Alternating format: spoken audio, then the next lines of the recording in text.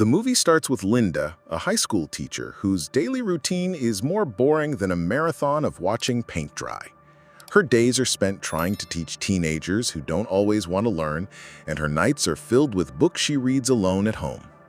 Single and getting older, Linda has never found someone who truly understands her, and to be fair, she doesn't really like most people anyway.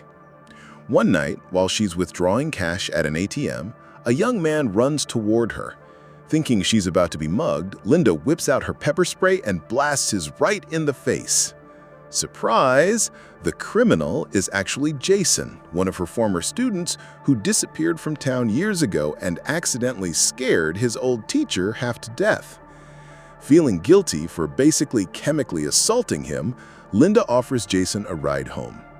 In the car, she learns that Jason, who used to be a brilliant writer back in school, is now stuck living out his dad's dream of him becoming a lawyer. Jason admits he wrote a play but thinks it's terrible. Linda insists on reading it and immediately suggests staging it at the school. Jason hesitates but eventually agrees. The next day, Jason drops off the manuscript but quickly disappears, afraid of being judged, obviously.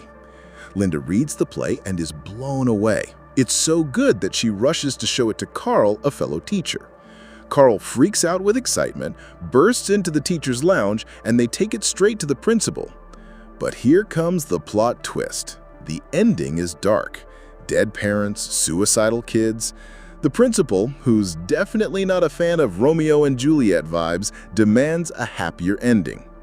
Carl, desperate to get the play approved, promises to rewrite it. Linda, on the other hand, stands her ground. No censoring Jason's work. She even warns Carl to keep quiet around the principal.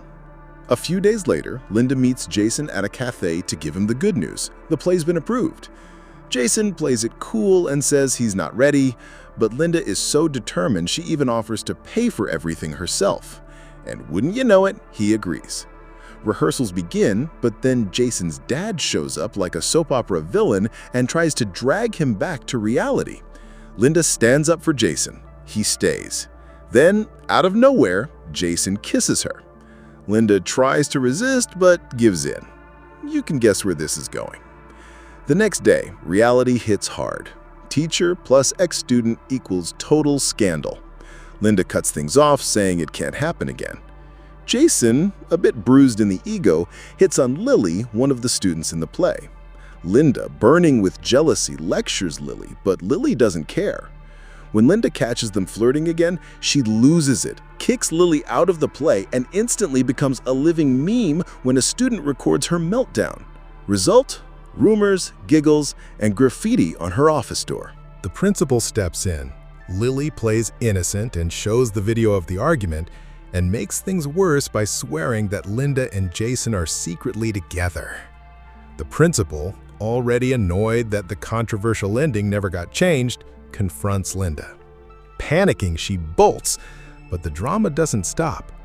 Fired from the school, Linda drives off in tears and crashes her car. And guess who treats her at the hospital? Jason's dad. Yep, the same guy who wanted his son to be a lawyer. By the way, in the movie, Carl's cat is named Mr. Darcy, a nod to Pride and Prejudice. At the hospital, Linda confesses everything to Jason's dad, who freaks out. Overwhelmed by the shame, Linda runs off again. Poor Carl calls begging her to help save the play, but Linda tells him to get lost. Then the principal shows up begging. Carl had a meltdown, they sold 18,000 tickets, and the whole school is about to implode. To save the day, and maybe her own neck, Linda agrees to rewrite the ending. On opening night, the theater is packed. Jason and his dad sit side by side. The play ends with the new ending, and the crowd loves it. Jason, stunned, even admits the edited version is actually better. The next day, Linda runs into Jason's dad at a bookstore. He hits on her, no pepper spray this time, and asks her out for coffee. Linda smiles and says yes. Who'd have thought, right? She didn't get the son, but she got the dad. Honestly, if I were Linda, I wouldn't have kissed the ex-student. Major red flag. but I definitely would have fought to keep the original ending. Good art is supposed to make people uncomfortable. It's interesting how the story shows the power a teacher can have in a student's life, for better or total chaos. So, have you seen this movie? If you have, do you think the ending should have been different? Drop your thoughts in the comments, and I hope you enjoyed the video.